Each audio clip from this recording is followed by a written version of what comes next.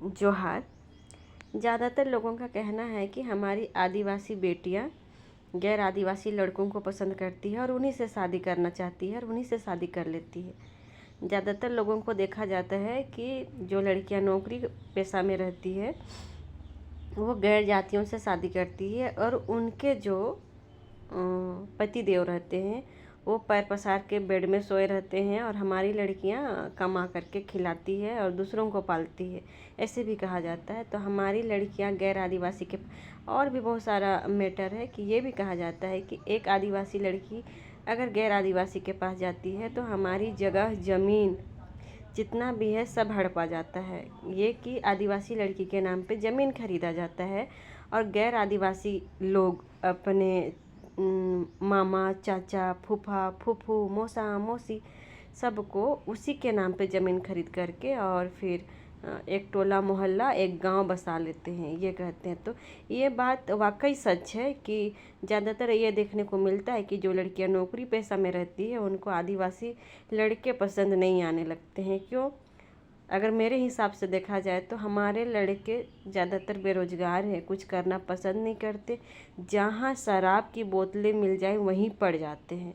पता नहीं इतनी ललक शराब पीने के लिए क्यों है वो तो नहीं मालूम, लेकिन है ज़्यादातर लोग, जितना युवा लोग हैं ना, ज़्यादातर शराब की बोतलों के पीछे भागते हैं।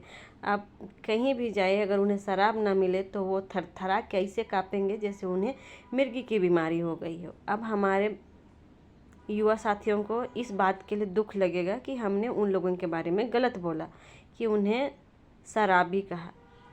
तो भाई हमने सबों को शराबी नहीं कहा, लेकिन 90% लोग ऐसे हैं जो शराबी हैं।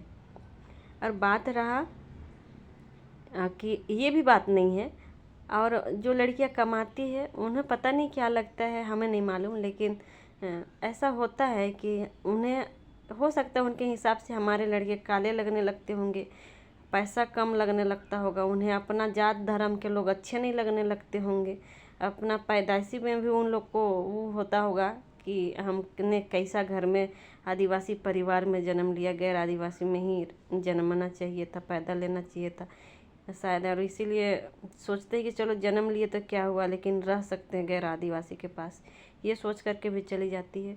लेकिन उन लोग को भी ये सोचना चाहिए ना कि अगर हम अपने समाज के लोगों से शादी करेंगे तो एक हमारा दूसरा घर भी आगे उठेगा, आगे बढ़ेगा, और एक शिक्षित परिवार होगा वहाँ भी, और वहाँ के लोग भी जागरूक होंगे। अगर हम जाएंगे तो 4 लोगों को समझा सकते हैं, बता सकते हैं कि एजुकेशन कितना ज़रूरी है। देखिए हम पढ़े लिखे तो हमें नौकरी मिला, ऐसे भी बातों को रख सकते हैं, लेकिन पता नहीं क्या है, नहीं मालूम।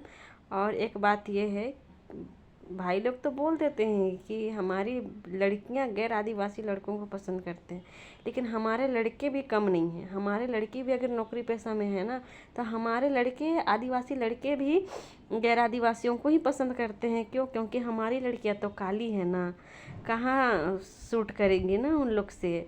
उन लोग को देखने दिखाने के लायक होना चाहिए, उन लोग को ये लगना चाहिए कि अगर हम रास्ता में चले ना तो 100 आदमी हमको देख के बोले वाह क्या पत्नी लाई है। तो ये तो हमारी आदिवासी बेटियों में बहुत कम है ऐसे कि वाह कहने वाली, इसलिए उन लोग को लगता है कि हम गैर आदिवासी को शादी करेंगे तो ज़्यादा अच्छा है। और ज़्यादातर ऐसा काम जो नौकरी पेशा में है ना वही लोग करते हैं। तो भाई लोग, आप लोग भी तो किसी का हक मार रहे हैं ना। अगर आदिवासी लड़कियों से शादी करते तो किसी का घर किसी का ज़िंदगी बनता, किसी का बच्चे का भविष्य बनता। आप तो गैर नौकरी पेशा किए कि नहीं किए, आप लोग को भी तो आदिवासी लड़कियां पसंद नहीं आने लगती है और गैर आदिवासी लड़कियों से शादी करते हो।